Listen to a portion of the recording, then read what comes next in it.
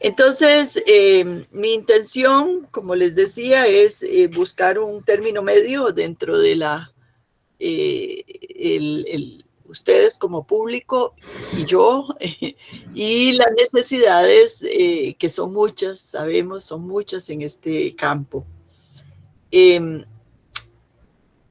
Para empezar, empezamos por la importancia de escribir y publicar. Y algunas ideas de por qué tenemos que escribir, por qué tenemos que dar a conocer. Publicar significa hacer público, dar a conocer lo que hacemos, y no solo en investigación, también en la actividad académica, la actividad profesional, y también como un ejercicio para aprender desde que nos estamos formando en la universidad. Todo aquello que creamos, que innovamos, que emprendamos, debe ser dado a conocer. Y es una forma de que al hacerlo público, el conocimiento se aplica, se reproduce y crece. Si nos ponemos a ver en estos momentos lo que ha pasado con toda la información, todo el conocimiento que se ha generado a partir de la mala experiencia que hemos tenido con el COVID-19, podemos ver que han sido experiencias que han ido cambiando constantemente, porque no sabíamos o no sabían los científicos sobre este nuevo virus, y toda la investigación que se ha dado, y de acuerdo con un dato que salió a la luz hace 2 semanas aproximadamente, se han llegado a producir solo desde que se detectó la pandemia y se declaró la pandemia, más de 9,000 artículos científicos, lo cual quiere decir que ese conocimiento, ese trabajo intenso que se ha dado en laboratorios, en las universidades, en los institutos de investigación, tiene que salir a la luz para que otros lo compartan y se reproduzca. ¿Reproduzca por qué? Porque las condiciones en cada región, en cada país son diferentes, y entonces es parte de lo que tenemos que aprender y conocer. Entonces, esa parte es quizá la más importante. En segundo lugar, los esfuerzos que hacemos no deben darse en vano. Si nosotros no damos a conocer lo que hacemos, y porque nosotros lo consideramos importante y porque sabemos que lo que hacemos ha costado, se han invertido fondos públicos o se ha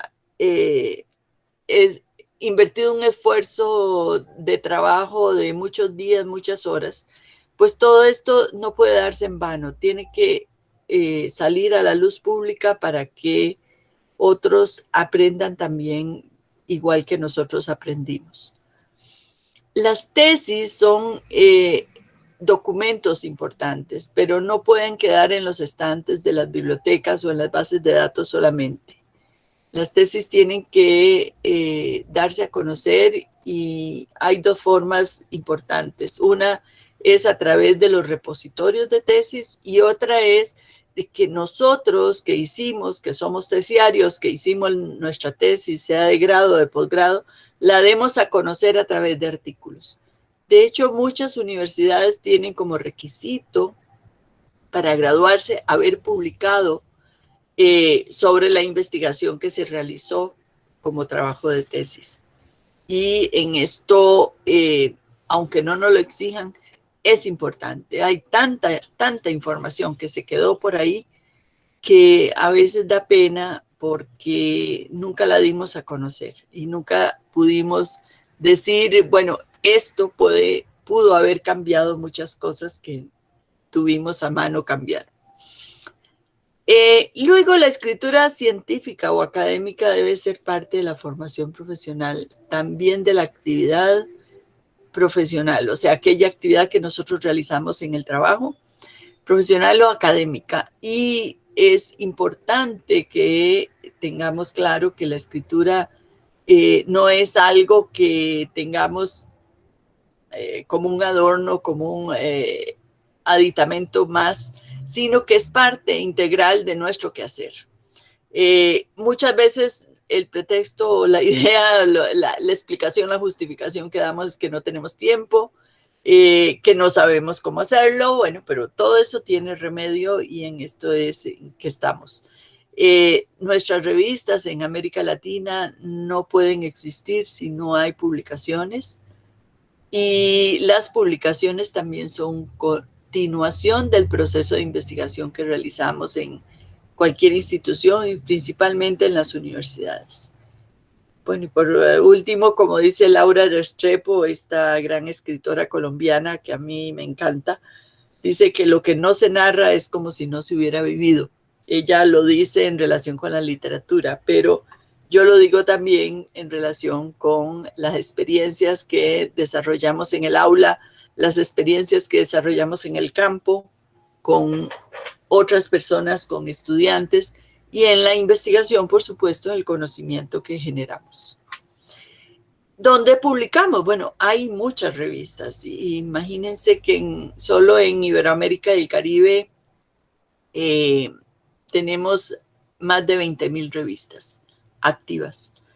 Y de ellas, yo he escogido aquí unas cuantas portadas, pero en realidad tenemos muchísimas que podemos tener acceso a ellas para poder llegar a enviar nuestros manuscritos. La Tindex divide los tipos de revistas en 3 grupos: las revistas científicas, las técnico-profesionales y las de divulgación científica, que no las he incluido aquí porque no son revistas que no publican estrictamente artículos científicos, sino artículos que van dirigidos a una población mucho más amplia para que pueda traducir, entre comillas, esa investigación que realizamos, esos resultados que obtuvimos y que los traducimos a un lenguaje más llano, más sencillo. Entonces, cualquiera de estos tipos de revistas son las que nos esperan para poder publicar. Y la Tindex tiene el directorio con esas 24,000 revistas que les decía, que están disponibles para escoger la que más nos convenga. Y en esto hay diferentes ideas o criterios para escoger la revista. El primero de ellos es el grupo de especialidades que cubre las disciplinas o disciplina. Y por supuesto que el grupo de el público al que queremos llegar es otro criterio importante para escoger la revista. Si nuestro tema es muy estrictamente relacionado con un problema en Asunción, sobre grupos poblacionales qué sé yo, y nos interesa que lo lean más las personas que están en ese conglomerado, pues buscaremos una revista paraguaya de calidad, pero que pueda llegar más al usuario, al lector paraguayo. Pero también, si nos interesa divulgar nuestros resultados a todo el mundo, pues hay que buscar una revista que tenga una visibilidad mundial y que tenga un reconocimiento también a nivel mundial. Y en esto hay mucha tela que cortar, hay muchos elementos de los que podríamos hablar una sola charla. Pero vamos a continuar. ¿Cuáles son esas buenas prácticas que vamos a tocar en este día de hoy? Son 8 buenas prácticas que yo seleccioné porque tenía que reducir esto a una hora. Y entonces escogí estos 8 puntos para trabajar con ustedes de manera que podamos ir analizándolos uno por uno. Primero, la revisión por pares. Segundo, el autor y el lector, ese es el más adelante, número 6. El segundo es que tenemos que pulir muy bien el manuscrito, ser muy coherentes en su estructura, en su armamento. El tercero es los derechos de autor y los aspectos éticos, que es muy importante. El cuarto es que el artículo debe ser original e inédito. El quinto es el sustento bibliográfico que debe tener, la fundamentación en la teoría existente. El sexto, ya lo mencioné, el autor y el lector. El séptimo es la estructura, según el tipo de artículo que se trate. Y el último y octavo es la observancia de las instrucciones a los autores que la revista contiene. Vamos a ver uno por uno. Primero, la revisión por pares. ¿Qué significa esto?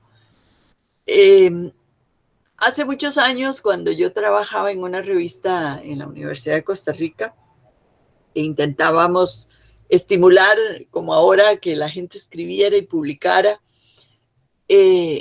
los colegas se enojaban porque nosotros tomábamos su artículo, se lo mandábamos a un experto y el experto decía, ¿es publicable o no es publicable? Y a veces decían, no, el artículo hay que mejorarlo notablemente para que pueda ser publicable. Y la gente se enojaba porque no entendía que la revisión por pares es un proceso que está íntimamente relacionado con toda la estructura de una revista científica, la estructura de la comunicación científica, que es todo un aparataje que se da alrededor de la actividad que nosotros desarrollamos, la actividad académica. La revisión por pares es muy antigua, nace a mediados de 1700 en la Royal Society of Edinburgh y en Londres, conjuntamente en las dos sociedades científicas, y nace porque se llega a la conclusión, la revista científica nació 100 años antes de que la revisión por pares saliera a flote, y nació precisamente porque en todo ese tiempo se vio la necesidad de que hubiera una evaluación de lo que la gente enviaba para publicar. O sea, no todo lo que llegaba a las revistas tenía calidad, no todo era riguroso, no todo tenía esa validez que debe tener la ciencia. Entonces, se genera en esa época y se parte de una definición que la da, ahí abajo tengo la referencia por si quieren analizar. Este es un manual que publicó el Instituto de Editores de revistas científicas médicas, que es toda una institución que existe en Reino Unido y que la define como la evaluación crítica de los manuscritos que son enviados a las revistas por parte de expertos que no son parte del equipo editorial. O sea, es una evaluación externa. Con la jerga de la comunicación científica le decimos externo a todo aquello que no sea parte del tejimaneje de la revista, que es día a día trabaja en los equipos editoriales. Y es entendida como una extensión, una continuación del proceso científico, por lo tanto, de ser objetiva y realizado por pares externos, o sea, aquellas personas que no están imbuidas en el trabajo día a día de la revista. Es importante que guarde la confidencialidad de las normas éticas. Quizás esta parte de la revisión por pares es la parte más delicada del trabajo de la revista y es la que requiere mayor rigurosidad en los aspectos éticos. Haynes, una autora que escribió el libro que está al final en la bibliografía sobre revisión por pares, peer review, agrupa 14 reglas de oro. Yo escogí algunas para verlas con ustedes ahora nos devolvemos. 6 escogí que son básicas, fundamentales en el proceso de evaluación por pares. 2, que los sujetos involucrados en el proceso de revisión deben actuar de acuerdo con esas normas éticas de más alto nivel. Nada de andar chismeando, ay, mira aquel, qué bruto, cómo escribió de mal, todo lleno de mala ortografía, mira, pero qué estupidez hacer eso. Esos tipos de comentarios no se hacen nunca, ni siquiera con la persona de mayor confianza que está con nosotros. Los evaluadores deben revisar los manuscritos objetivamente y revisar el trabajo, no a los autores. Esto es muy importante, porque muchas veces, y todos ustedes saben igual que yo, se dan rencillas entre nosotros. En Costa Rica decimos que nos bajamos el piso. O sea, entre nosotros nos criticamos, pero no una crítica sana, sino de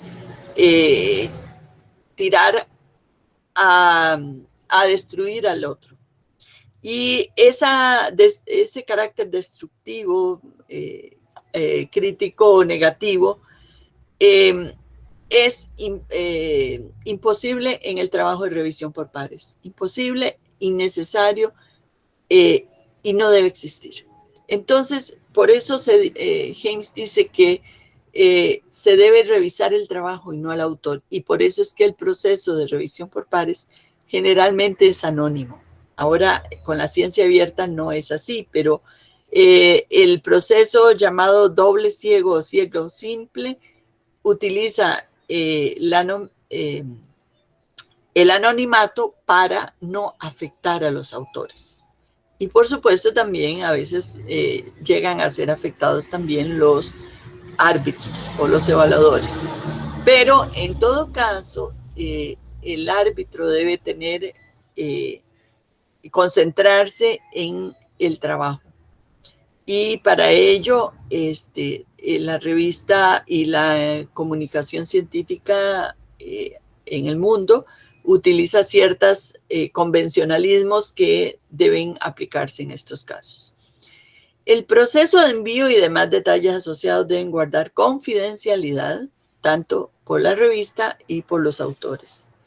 La identidad de los revisores debe ser confidencial en el sistema doble ciego para no verse afectados de que esta persona no me ha hecho daño, esta otra no me cae bien, esta otra tiene sus problemas, etcétera, etcétera. Todo ese tipo de cosas que antes mencioné.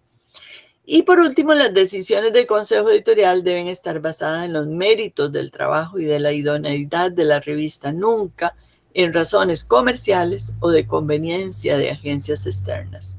Sobre esto hay mucha tela que cortar. Por ejemplo, claramente hay bases de datos internacionales, así llamadas, que piden a los autores citar a los autores de las mismas revistas que contienen esas bases de datos. Para mí eso no es ético, pero es una práctica que se aplica y que les digo está escrita en los procedimientos de bases de datos que internacionalmente se reconocen. Es importante tener cuidado con esto porque son prácticas que van maleando la ética del proceso de revisión por pares. Y bueno, voy a devolverme para mostrarles cuál es ese proceso. Y voy a poner este ejemplo que está en la revista Actualidades en Psicología.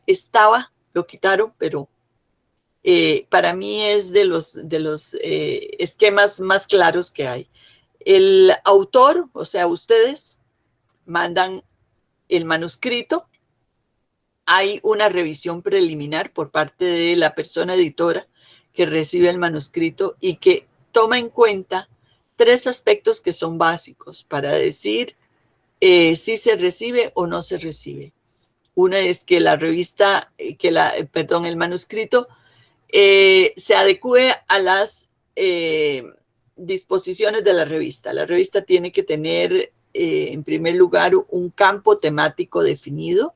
Entonces, si yo mando un artículo de psicología y la revista es de pediatría, pues no calza y el editor tendrá que decir, lo rechazamos ad portas. O sea, ni siquiera lo vamos a evaluar.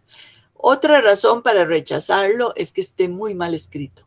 El editor no tiene por qué malgastar su tiempo en revisar un artículo que esté con faltas de ortografía, que no tenga una estructura válida, que tenga errores de conceptualización. Entonces lo puede también rechazar ad portas.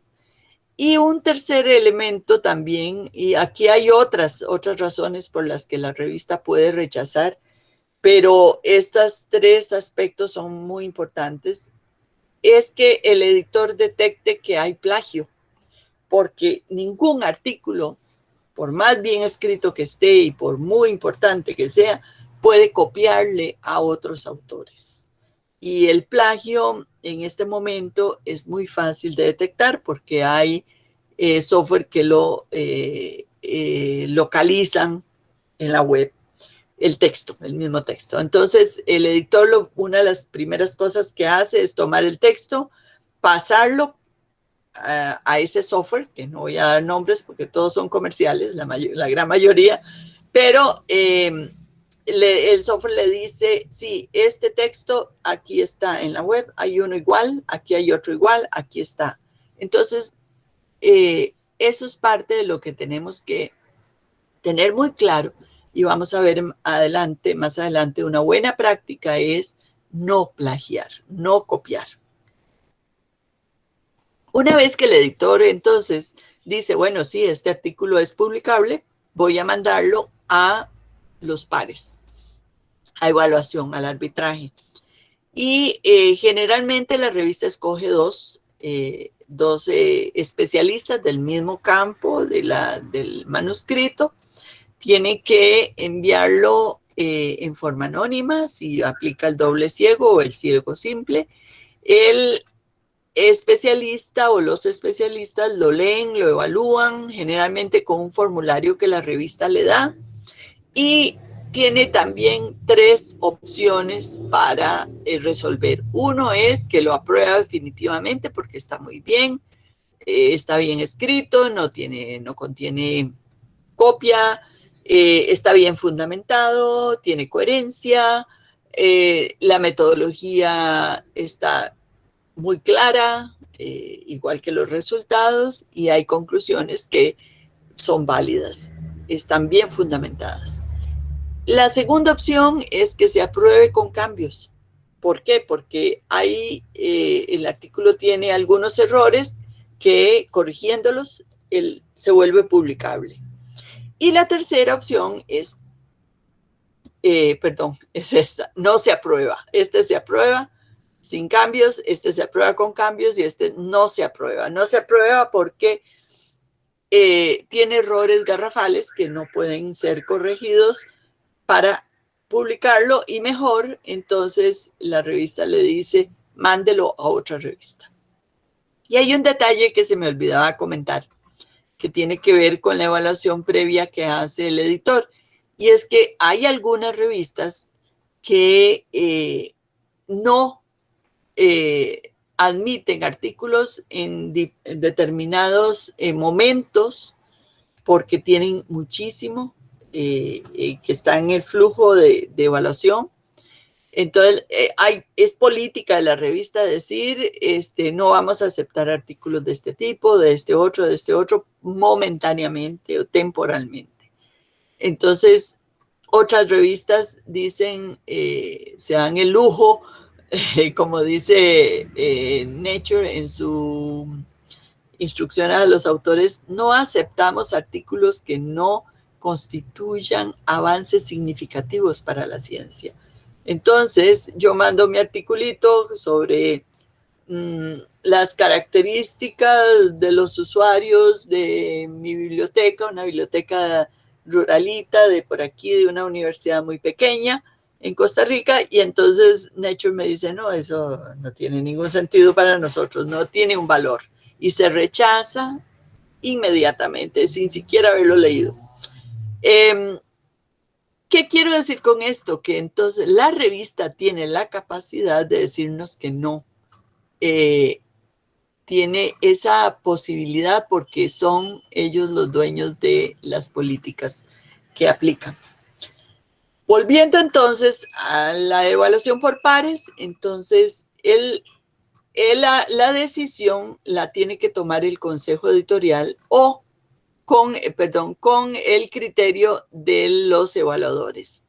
Si hubiera empate entre los dos evaluadores, se busca un tercero y el tercero es el que desempata, pero generalmente el que toma la decisión es el consejo editorial, o sea, aquel grupo de expertos que manejan la revista, que la administran, que definen las políticas y que deciden si qué se publica y qué no. Puede ser que el artículo esté muy bien evaluado, que sea publicable, pero el consejo tiene la última palabra. O puede ser que el consejo no sea el que decide, sino que le cede esa decisión al editor en jefe.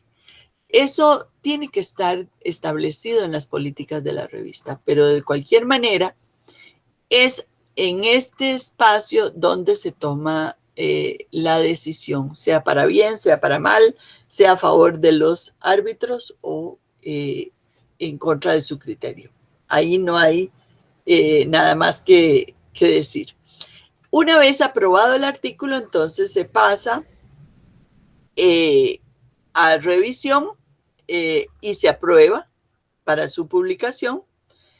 Se diagrama esta revisión, primero esta revisión es de aspectos formales, o si necesitan traducción, por ejemplo, revisar la traducción, revisar la ortografía, la escritura, y se aprueba definitivamente. Pero después hay un proceso de diagramación para que el artículo pueda ser manejado en los formatos que la revista tiene, ya sea un PDF, ya sea un XML o un EPUB, que son formatos diferentes para que las revistas pueden usar. Pueden usar varios, pueden ser uno. Lo más recomendable es que la revista utilice varios formatos a la vez, o sea, que el artículo aparezca en PDF, pero también en HTML y también en, antes dije XML, es HTML, o también en EPUB. Una vez que ya esté listo, entonces se pasa a la base de datos de la revista, se da una revisión final y se decide según si la revista tiene una publicación impresa y una digital, se envía a la imprenta y se incluye en la página de la revista. Normalmente en estos momentos la tendencia es a que esta versión ya no se usa. Es muy costosa, requiere mucho esfuerzo y por otro lado la versión electrónica es la más apropiada en este momento. De tal manera que entonces vean todo el proceso que tiene que pasar nuestro artículo para llegar a verlo, de manera que cuando uno lo ve en la revista publicado, se llena de gozo.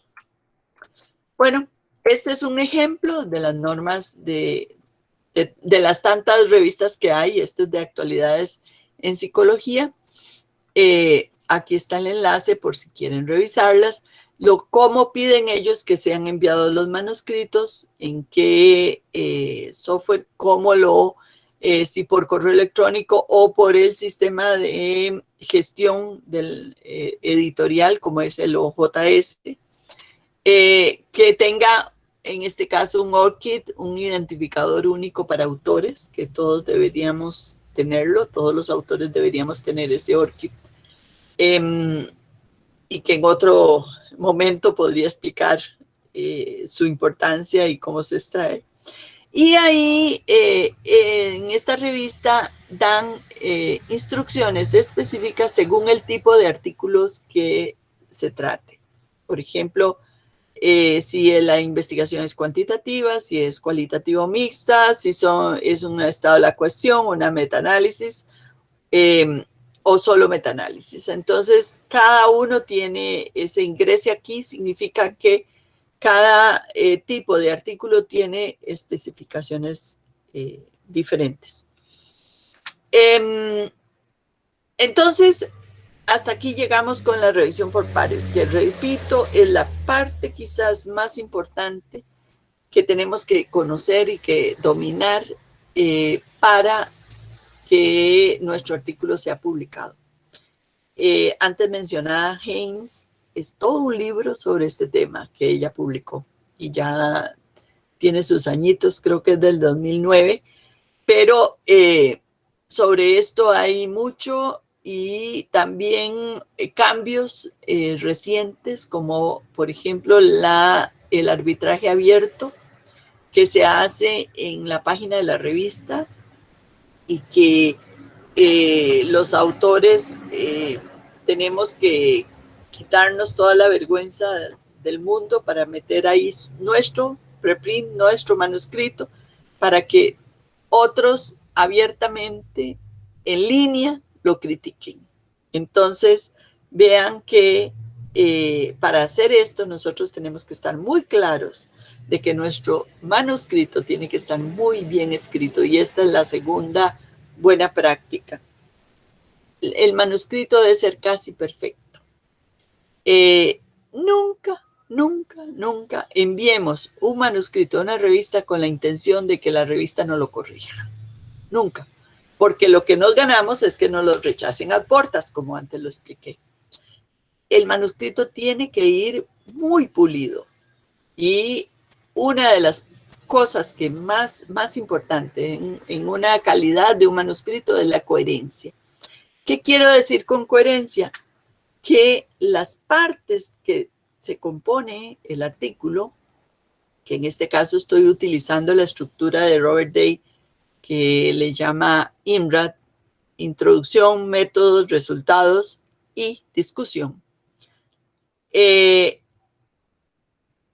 que haber coherencia entre todos esos 4 elementos. Aquí yo lo represento, esto es un gráfico que yo me inventé, en círculos concéntricos. ¿Por qué?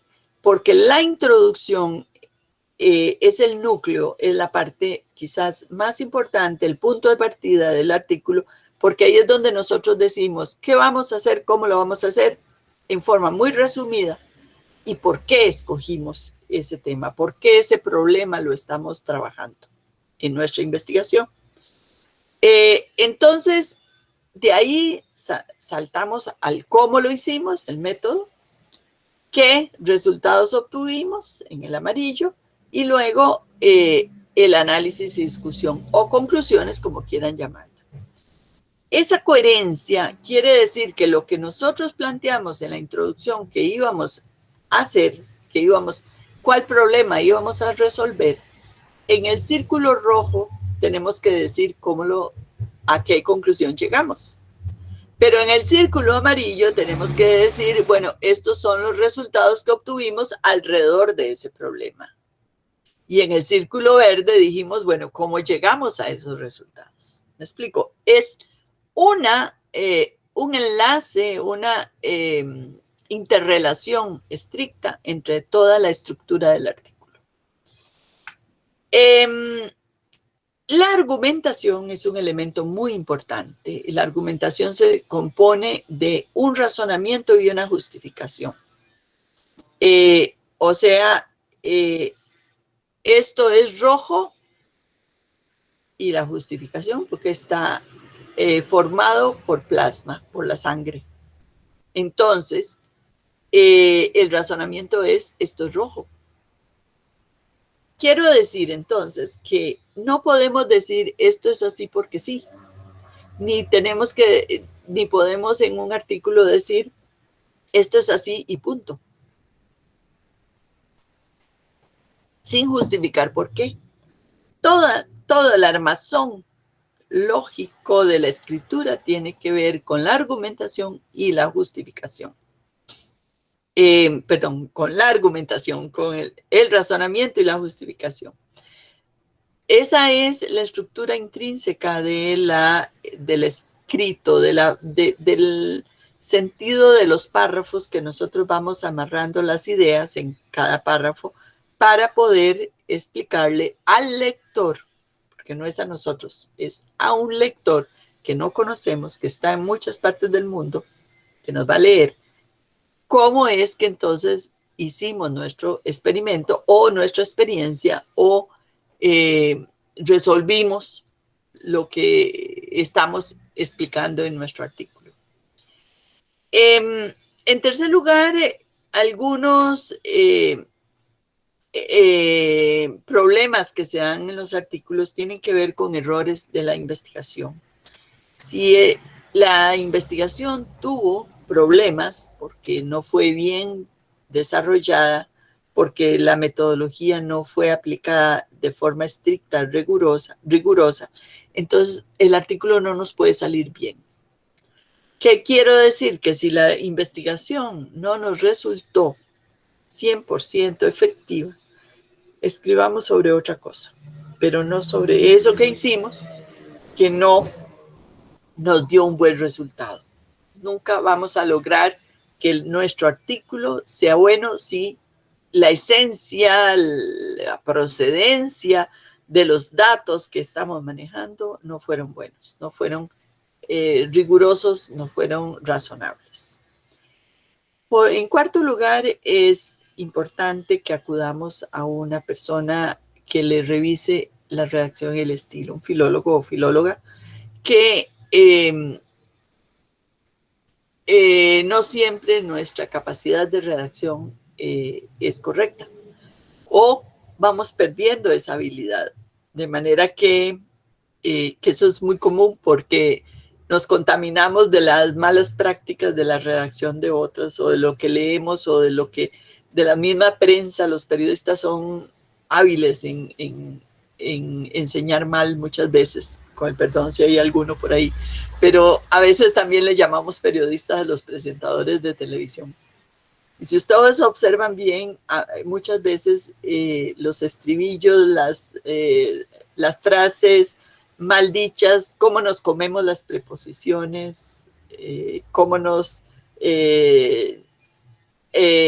justificamos un problema que no tiene un razonamiento, que no tiene justificación, muchas veces es de ahí de donde viene, de los presentadores de televisión o de las personas de los medios de comunicación que no hablan y no escriben correctamente.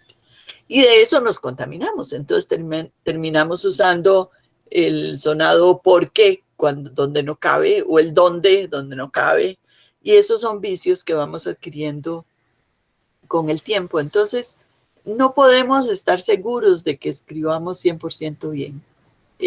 Para eso, este profesional que podemos tener a mano, puede ser que un compañero de la misma universidad nos ayude o que alguien que contratamos para que nos haga el trabajo. Y por último, que ya lo dije antes, nunca enviar un manuscrito esperando que la revista lo corrija, porque lo que nos llevamos es la mala noticia de que nuestro manuscrito es rechazado. Bueno, y entonces aquí les doy algunos ejemplos de tipos diferentes de artículos. Este es un artículo tipo de revisión literatura, de revisión bibliográfica, que tiene una estructura diferente al artículo original o de investigación.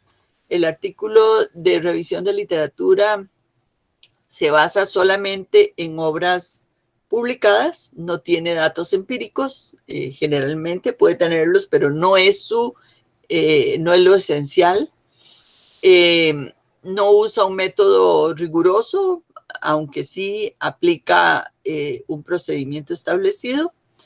Y concluye generalmente con preguntas para que otros retomen o nosotros mismos retomemos en otra ocasión.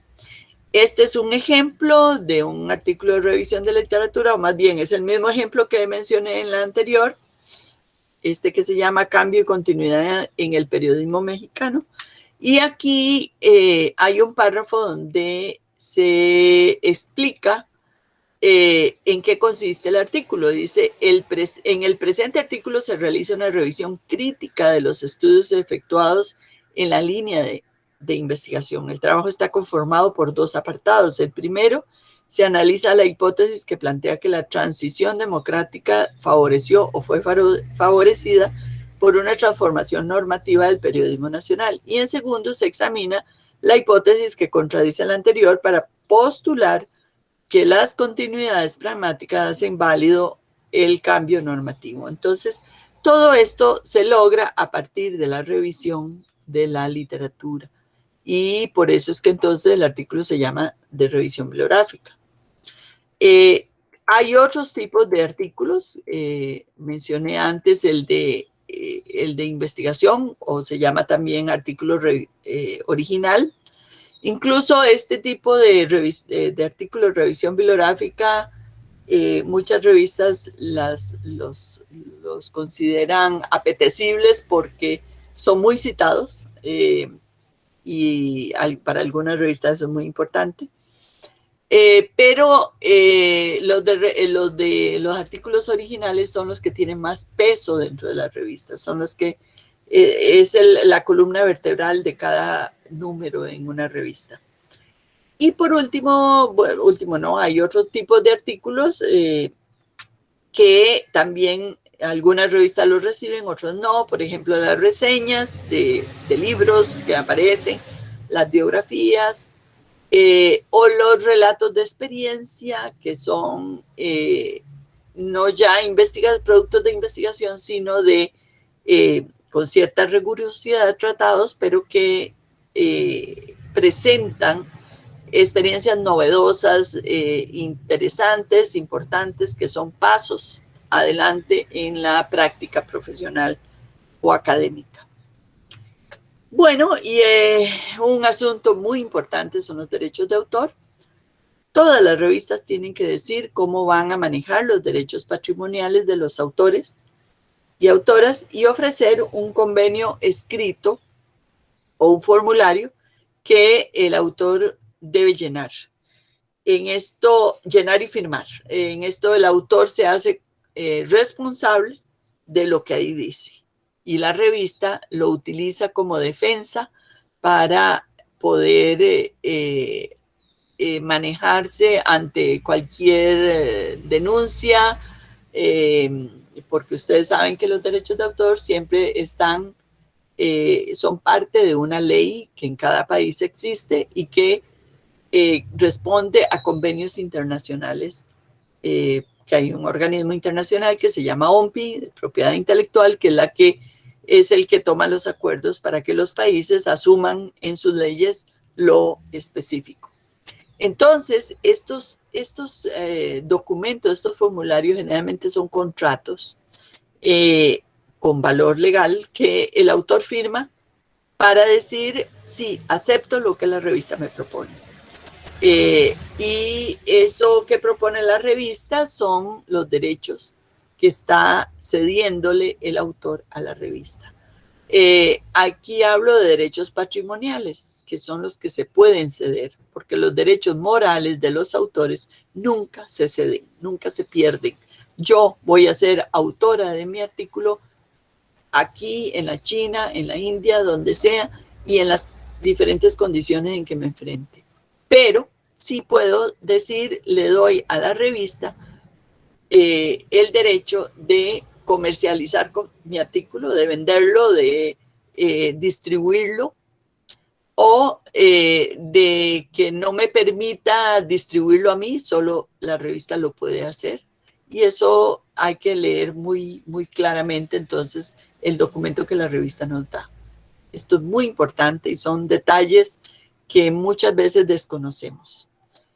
Los autores también deben evitar el fraude. Es un un aspecto ético importante, como antes dije, el plagio, el autoplagio, o sea, copiarme a mí misma, presentar un artículo de otro que ya yo elaboré, no es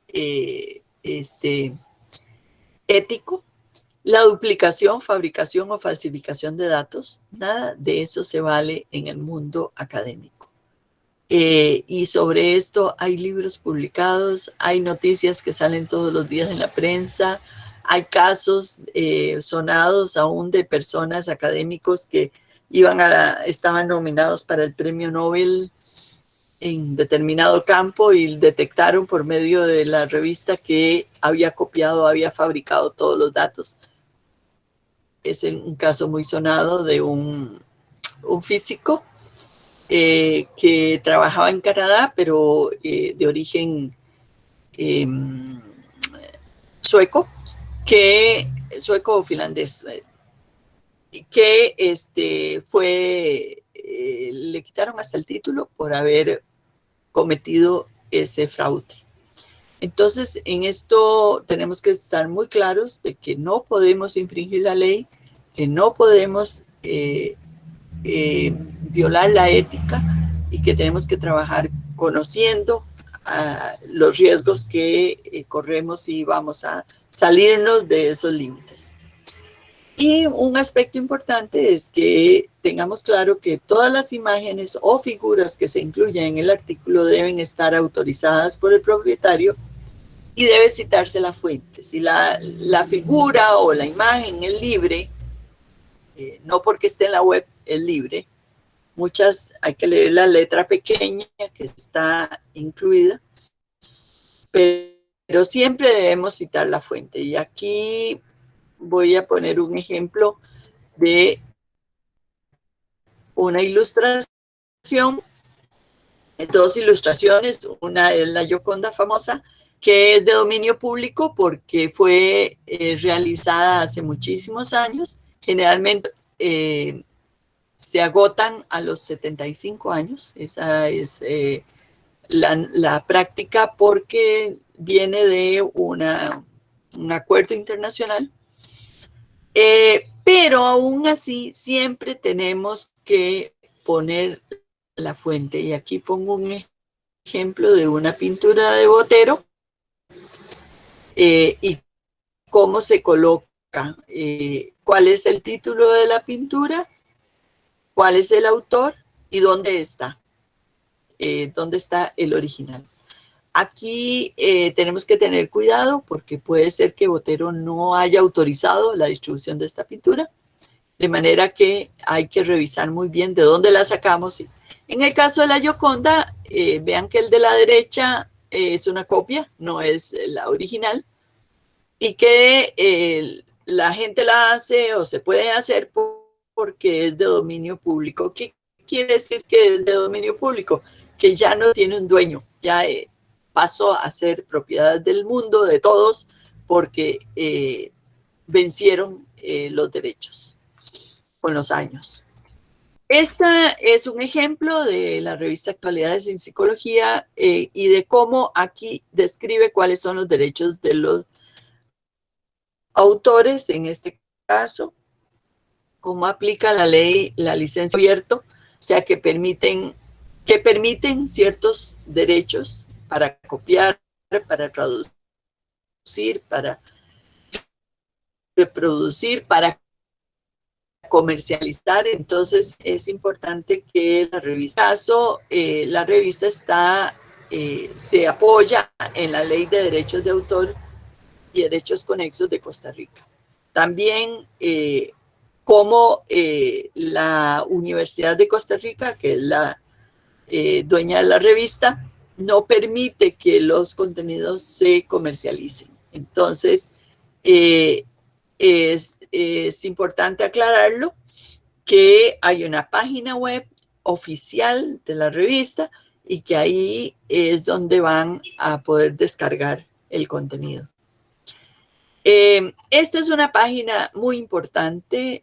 COPE es el Committee on Publication Ethics, que yo les recomiendo que le eche un ojo. Lamentablemente está en inglés, pero ayuda a aclarar cuáles son los principios éticos que deben guardar tanto las revistas como los autores o los miembros de la comunidad académica.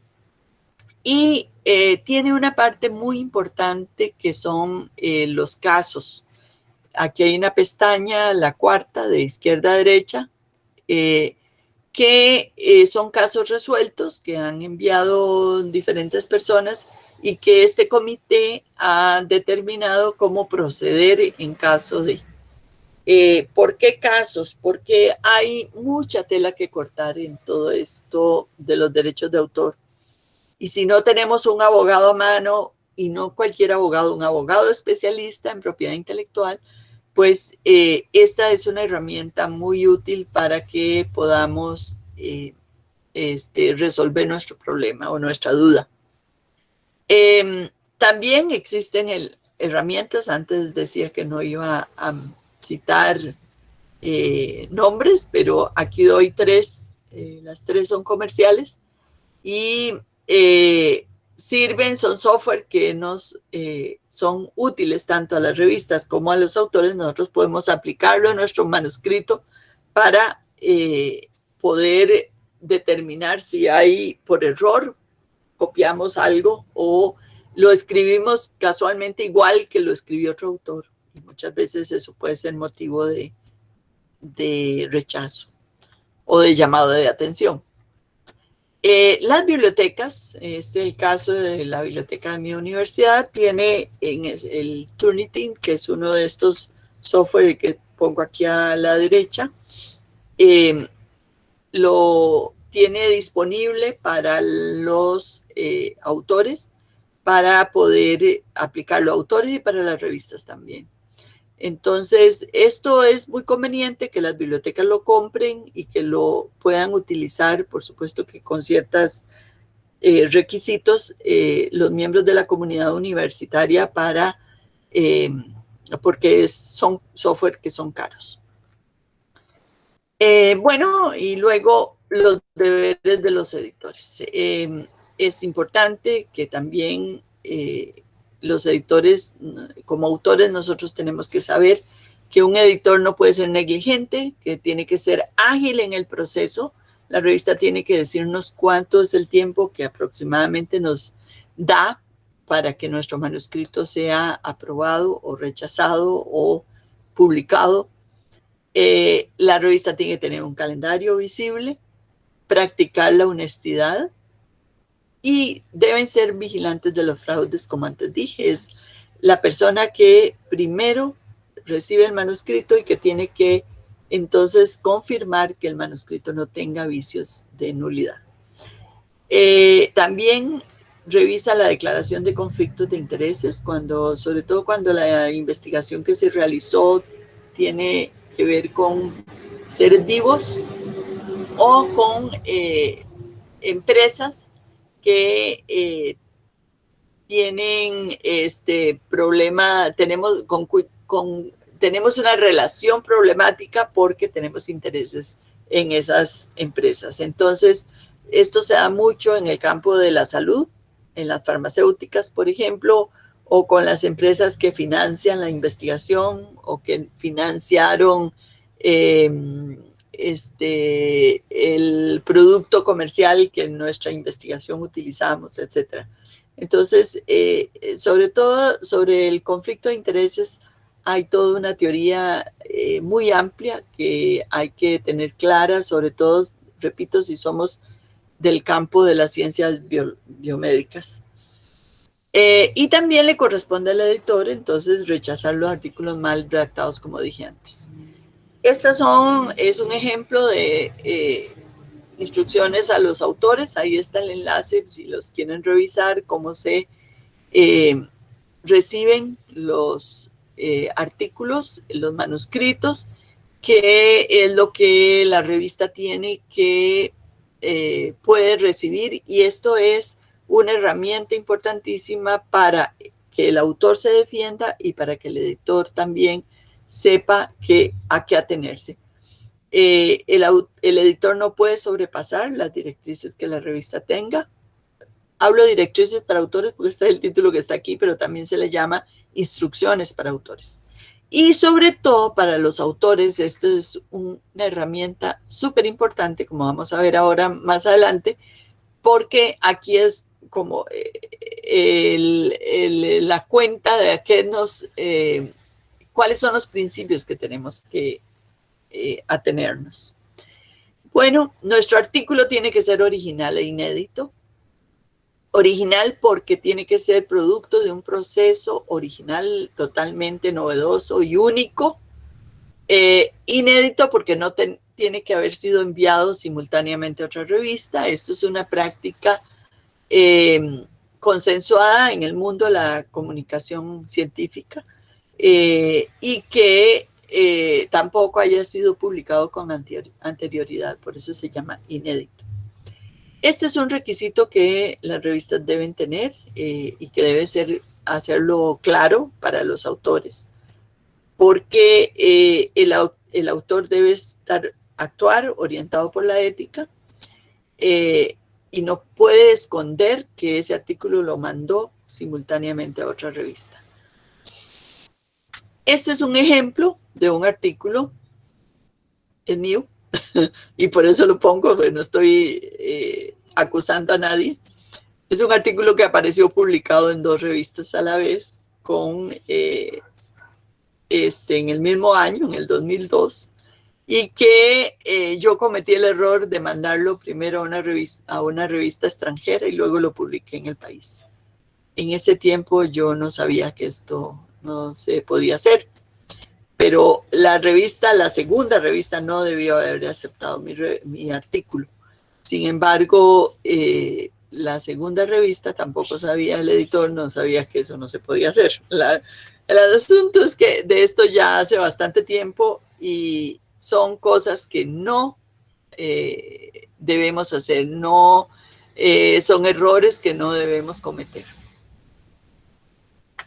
Quinto lugar, la bibliografía, las citas y las fuentes que utilizamos. Primero es importantísimo que el autor siga una norma internacional para elaborar las referencias bibliográficas y esto tiene que estar establecido y explicado en las instrucciones a los autores. Segundo, debe citar siempre las fuentes, aunque la frase sea muy conocida. Yo suelo poner como ejemplo la frase conocida de ser o no ser. Esa es la cuestión. Quizás es tan famosa y tan reconocida que no sabemos que es de una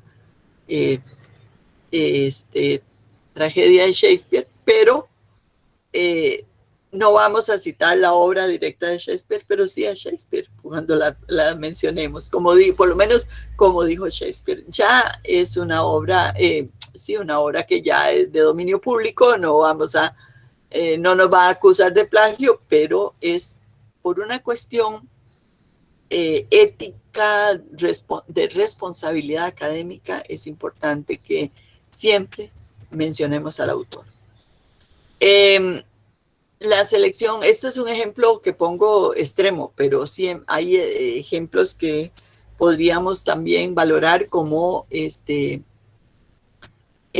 una fuente determinada, súper reconocida en el campo específico en que nos movemos y que no la vamos a dar porque todo el mundo sabe cuál es. No, siempre es importante citarla, mencionarla, referirla.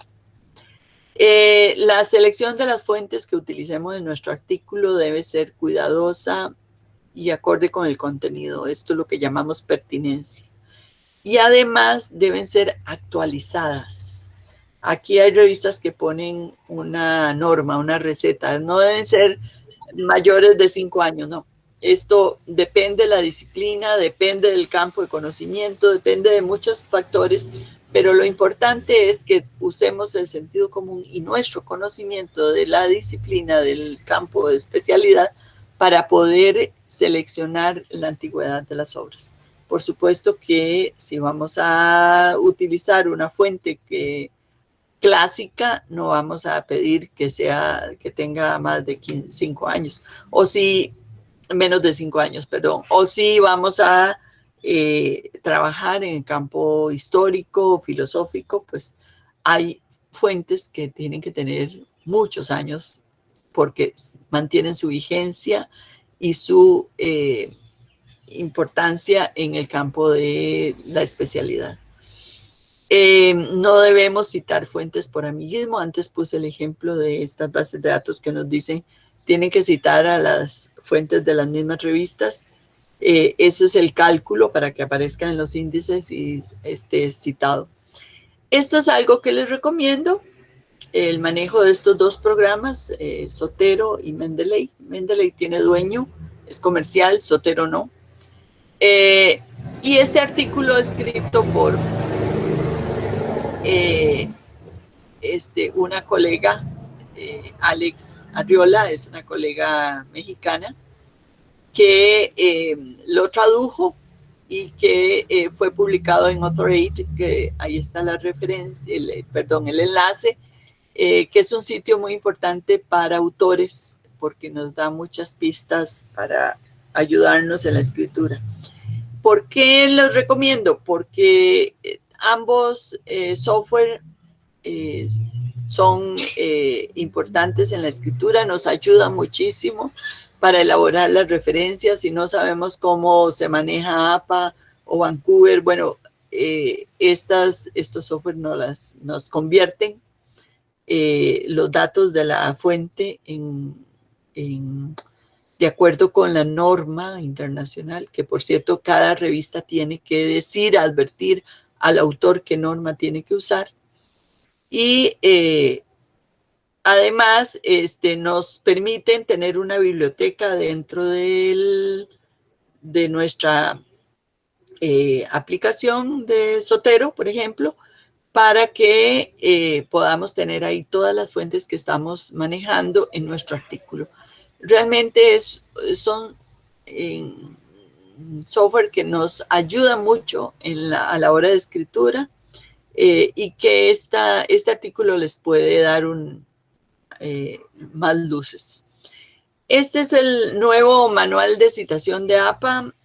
A la derecha tienen el manual original, la 7ª edición, que salió a finales del año pasado.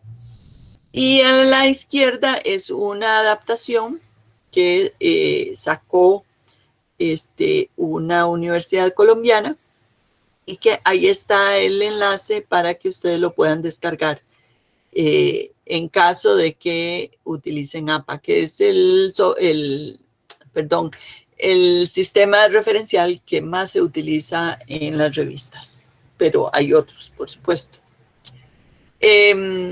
En sexto lugar, el autor y el lector. Lo he titulado así porque es una pieza fundamental que muchas veces ignoramos algunos aspectos que tienen que ver con la escritura. El artículo puede tener uno o puede tener muchos autores. Hay un artículo que salió hace 2 años que tenía 450 artículos y lo ponían de ejemplo de la gran cantidad de personas que trabajaron. ¿Por qué? Porque era una investigación compleja realizada en varios países del mundo y todos tenían que haber puesto su grano de arena, haber trabajado en la construcción del artículo. Eso es muy importante. Incluso hay revistas que tienen normas para, otras revistas piden que se declare qué hizo cada uno y en este sentido pues hay muchas disposiciones que debemos de guardar. Siempre debemos escribir pensando en un lector determinado, un lector que está fuera de nuestro país, en cualquier parte del mundo, y por ello entonces vean qué importante, tenemos que afinar el lenguaje que utilicemos. Ahora les pongo un ejemplo muy mexicano, ¿no? Pero es importante que tengamos ese lector en mente a la hora de escribir. El autor debe utilizar un lenguaje científico, de ninguna manera usar términos coloquiales, locales, que sean incomprensibles para otras personas o que se demuestre una escritura informal, totalmente como hablamos entre nuestros amigos. Eso no se usa en la escritura científica. Y cuidar los nombres de los lugares, el uso adecuado de las siglas y de abreviaturas, evitar la ambigüedad para que el lector comprenda el mensaje completamente. ¿Por qué cuidar los nombres de los lugares? Porque no podemos decir, sí, la investigación fue realizada en San Ramón. Bueno, San Ramón vivo yo, pero ¿cuál de todos los San Ramones? Hay muchos en el mundo. Incluso San Ramón era español, entonces yo tengo que dar, dependiendo de la disciplina, si estoy trabajando en un lugar que se llama San Ramón, tengo que dar las coordenadas para ubicar al lector donde está. En el caso de, por ejemplo, si estoy trabajando en el campo biológico, en el campo geográfico, una investigación experimental que realicé, o si no es necesario tanto detalle, pero sí tengo que poner por lo menos San Ramón Alajuela, Costa Rica. O sea, la ciudad, la provincia y el país. Para ubicar al lector, para decir a qué me estoy refiriendo. Y vean que esto parece muy elemental, pero no saben ustedes la cantidad de errores que se cometen en ese sentido. Este es el caso, el ejemplo que les decía, el uso de la palabra pepenadores. Yo no la conocía, tuve que, incluso la busqué en el Diccionario Real Academia, no es un mexicanismo. De casualidad tengo en mi casa un diccionario de lenguaje mexicano y entonces ahí estaba. Y resulta que en todo el artículo lo utilizan porque fue su objeto de estudio. Resulta que los pepenadores en Costa Rica le decimos buzos, pero yo no voy a hablar de buzos, no voy a hablar de pepenadores, voy a hablar de las personas que viven en los basureros. Y ahí probablemente me comprenderán mucho mejor. O sea, el lenguaje tiene que ser universal y por eso hablamos del lenguaje científico. Es un lenguaje que es comprensible para todas las personas. En séptimo lugar, la estructura del artículo. Según el tipo de artículo que se trate, antes mencionaba que el ejemplo de las instrucciones a los autores de la revista Actualidades en Psicología, ellos manejan 4 tipos de artículos según el tipo de investigación que se ha realizado, pero también es importante que tengamos claro que la estructura va de acuerdo con el tipo de artículo que estamos escribiendo. Y aquí yo les mencionaba antes el IMRAD de Robert Day y Bárbara Gasta, que utiliza esa estructura, pero si nuestro artículo no es producto de una investigación empírica, yo no voy a tener que utilizar un método estricto, detallado, sino que voy a decir sí, cómo fue que llegué a las conclusiones, pero de una manera más llana, más simple. Entonces, hay alternativas al IMRAD. Por ejemplo, en el tipo de artículo que antes les mostré, de revisión bibliográfica, se usa el de comunicación, relato de experiencia, una introducción, una descripción, conclusiones, recomendaciones. O si es un ensayo, que es un tipo de artículo muy propio de las humanidades, tiene que tener una motivación, una introducción con una motivación que atraiga, que atrape al lector, que le diga no solo de qué voy a escribir o escribí, sino también cómo lo justifico para que el lector me entienda y me lea. Luego una proposición, que no es lo mismo que una propuesta, o sea, un supuesto que yo voy a probar en el transcurso de mi artículo. El desarrollo, que es la argumentación de las ideas, es un tipo de artículo donde la argumentación es fundamental. Y una recapitulación o una conclusión en la que yo voy a explicar a dónde llegué. Y vean que si lo relacionamos con el gráfico que les mostré antes de los círculos concéntricos, más o menos se guarda la misma lógica, pero cambia la estructura de acuerdo con, repito, el tipo de artículo. Entonces, aquí les muestro un esquemita de cómo el ensayo, el artículo original o la comunicación se diferencian en cada caso uno de otro. El ensayo es la investigación teórica, tiene un enfoque filosófico, se utiliza en historia, se utiliza en las artes, en general en todas las humanidades, tiene un tratamiento teórico a un problema de investigación. En cambio, el artículo original es el que genera conocimiento y es producto de la investigación empírica, es el al que se le aplica el INRAD en su esencia. Y la comunicación es un estudio de caso, generalmente es un artículo donde aplicando una teoría y al conocimiento existente, vamos a presentar la solución a un problema específico. Esto es muy propio de educación, de los artículos que se escriben muchas veces en educación, aunque no es exclusivo. También es el estudio de caso de medicina o de las disciplinas biomédicas. Y es un tipo de artículo muy particular. Este es un ejemplo de un estudio de caso que se llama Dibujos Inocentes, manifestación gráfica simbólica de alumnos universitarios en sus pupitres. Tiene una estructura que se compone de la introducción, de la perspectiva teórica, cómo se hizo, la sistematización de la experiencia y las conclusiones. Y que se explica en ese párrafo que señala la flecha. Y luego es un artículo que pretende compartir una experiencia. Como dije antes, también se le llama relato de experiencia en este caso.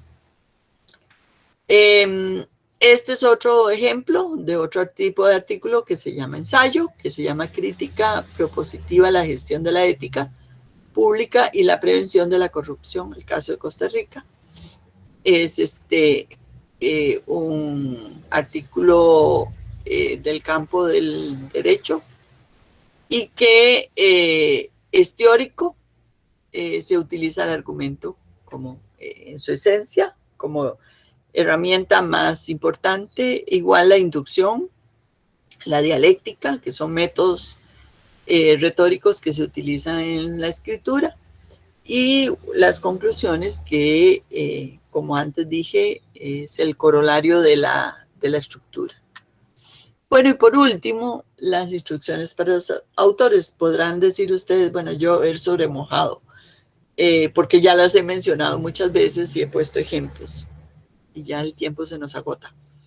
La instrucción a autores, insisto, llámese como se llame, orientaciones, directrices, normas, instrucciones, son importantes. Lo primero que tenemos que revisar cuando nosotros decimos, voy a publicar en esta revista porque me gusta, porque tiene una portada divina, no, hay que leer y ver qué es. Entre más exigente sea una revista, mayor calidad. Y eso no lo dice entonces estas instrucciones. Y en segundo lugar, es muy importante seguir esas instrucciones al pie de la letra, obedientemente. ¿Por qué? Porque si nosotros no seguimos las instrucciones como la revista no lo manda, nos rechaza nuestro artículo ad portas. Entonces, es importante redactarlo de acuerdo con lo que la revista nos pida. Este es otro ejemplo, ya voy por 3 ejemplos. Incluso aquí vean que nos presenta la estructura que debe tener el artículo. Es un INRAD modificado, introducción, metodología, con resultados, conclusiones, agradecimientos y referencias. El tipo de letra, la extensión máxima que debe tener, el formato que debe llevar, etcétera. Todos esos detalles están en esa parte de la revista que generalmente están en una pestaña que nosotros abrimos y que ahí nos aparece. Bueno, hay algunas herramientas que nos pueden servir. Ya antes cité la página, el sitio COPE, cité Mendeley, Zotero, pero también Authority también lo cité. Hay todas estas herramientas que nos sirven para poder escribir con más facilidad o aprender, autoaprender y también resolvernos dudas que tengamos al respecto. Cada logo es una herramienta diferente. Y algunos consejos de mi cosecha, ya para terminar. ¿Por qué de mi cosecha? Porque esto los he ido acumulando a través del tiempo y a través de las discusiones que hemos tenido en diferentes talleres. En primer lugar, comience por la parte más fácil o que le resulte más fácil a usted. No inicie la escritura con un tema que no domina suficiente. Si usted quiere escribir sobre los planetas de la otra galaxia, no la Vía Láctea, sino una galaxia que está por allá y usted no es astrónomo, usted es un biólogo, mejor busque otro tema más cercano a usted. Y la parte más fácil, muchas veces, aquí no hay recetas, cada quien, de acuerdo con su olfato, lo puede escoger. Por ejemplo, ayer yo empecé a escribir un artículo y empecé por la metodología. ¿Por qué? Porque lo tenía muy fresco, porque acabo de terminar de recolectar datos, entonces tuve que redactar cómo los recolecté y por qué escogí esos datos y por qué escogí esas variables. Entonces, ese inicio, yo después lo puedo corregir, pero antes de que se me escape algún detalle, prefiero empezar por ahí. Y porque eso me permite mayor fluidez a la hora de escribir, mayor agilidad. Elabora el texto en forma fluida. Si no sabe qué escribir, déjelo para continuar después. En esto hay recetas también, por ejemplo, el del reloj, el del tomate, diferentes técnicas que hacen que el cerebro se empiece a funcionar más rápido y entonces nos ayuda a escribir, a que las ideas surjan. Pero si nos trabamos y nos decimos, bueno, ¿qué pongo? ¿Qué pongo? No, pongamos una nota al margen y seguimos escribiendo para que no quedarnos ahí esperando a que nuestras ideas salgan. Si le faltan datos, ponga una nota visible igual y después los busca, porque a veces, ay, mira, pero necesito este porcentaje y no lo tengo a mano y me pongo a buscarlo y la procrastinación es muy mala compañera. Y entonces a la hora de buscarlo me encuentro con otro sitio, y sobre todo en la computadora, que es tan fácil despistarnos, un sitio que nos atrae porque, mira, esto que lo andaba buscando lo voy encontrando aquí de casualidad y entonces nos dispersamos, nos distraemos de lo que realmente es importante. Entonces, usemos los comentarios, esa herramienta tan práctica que tiene Word, para que el comentario después, a la hora de pulir el artículo, nos sirve para llamar la atención y corregir lo que tengamos o agregar lo que tengamos que agregar. Leer suficiente sobre el tema, así nos surgen ideas, así nos aparece algunas nuevas cosas que podemos, incluso el uso del lenguaje. Muchas veces a la hora de escribir nos encerramos en la misma estructura de las oraciones y no cambiamos. Y entonces, si leemos, nuestro lenguaje se enriquece. Y no solo hablo del vocabulario, hablo de la estructura del lenguaje, hablo de cómo organizar las ideas, las oraciones, y todo esto, la lectura es una compañera indispensable. Dejar los detalles para el final, ya he ido aportando algunas ideas usando la herramienta de comentarios. Pero, por ejemplo, cómo exponer este asunto en forma más adecuada, cómo puedo organizar una determinada parte del artículo, en cuál formato deben aparecer las ilustraciones. Todos estos son detalles que podemos irlos puliendo por etapas. Pero es muy importante que cuando nos salgan las ideas y estemos suficientemente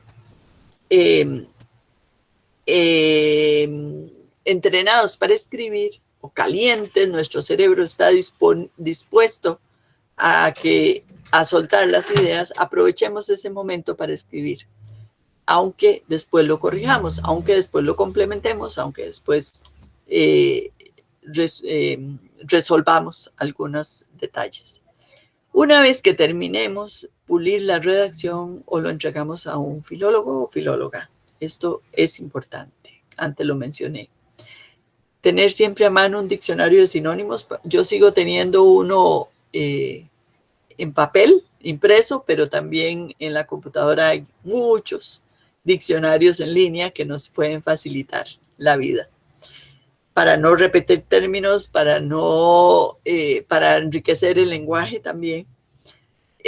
Cuando tengamos la versión acabada, entonces, y que estemos seguros de su calidad, entonces pedirle a alguien que nos lo revise, que nos dé observaciones, alguien de confianza, un amigo, una amiga de nuestro propio campo, o para esto los filósofos son muy buenos, que nos den una mirada externa, otra mirada, y que nos digan qué podemos corregir o mejorar. Y mi última recomendación, conservar por un tiempo prudencial los borradores y los datos originales. Los datos también los podemos depositar en un repositorio que hay especializado para datos, para evitar problemas posteriores, que no nos vaya a pasar como en el caso que les mencioné antes la persona nominada para premio Nobel, que la excusa que dio era que en la computadora se le había ido el disco duro y que todos sus datos se habían perdido. Eso no es justificación y por eso es importante mantener esos datos originales bien resguardados, bien preservados. Bueno, para concluir, muy importante repasar que el proceso de escritura y publicación se rige por preceptos éticos, que existen normas y convenciones que deben seguirse, evitar errores que después vamos a lamentar, ya sea porque esos errores conducen a que nos rechacen el artículo o porque queden ahí estampados y después uno diga, mira qué bruto, cómo escribí eso tan mal. Siempre deben revisarse las instrucciones a los autores, no me cansaré de repetirlo. Cuando apenas nos iniciemos en la escritura de artículos, tratemos de buscar revistas cercanas, conocidas, adecuadas a nuestro manuscrito para no sufrir el rechazo desestimulante. Pongo ahí la portada de Nature porque es un ejemplo de una revista a la cual no deberíamos de enviar un manuscrito de primera entrada siendo novatos. Nature es para personas igual que Science o Plus One. Son revistas en el campo son multidisciplinarias, pero cubren el campo de las ciencias naturales y son de muy alto nivel. Entonces, cuando estamos empezando, busquemos una revista, aunque no nos vaya a dar un puntaje altísimo, pero empecemos por ahí.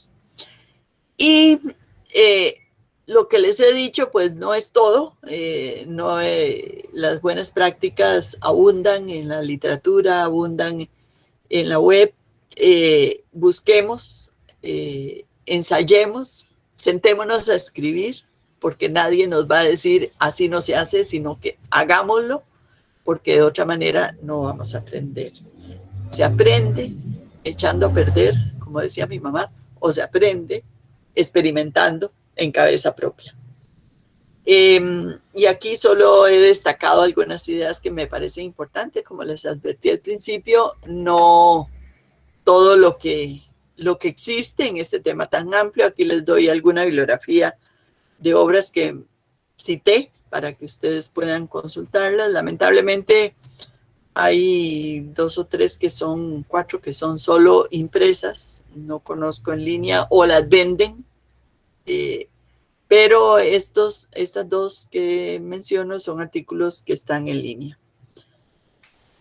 Muchas gracias.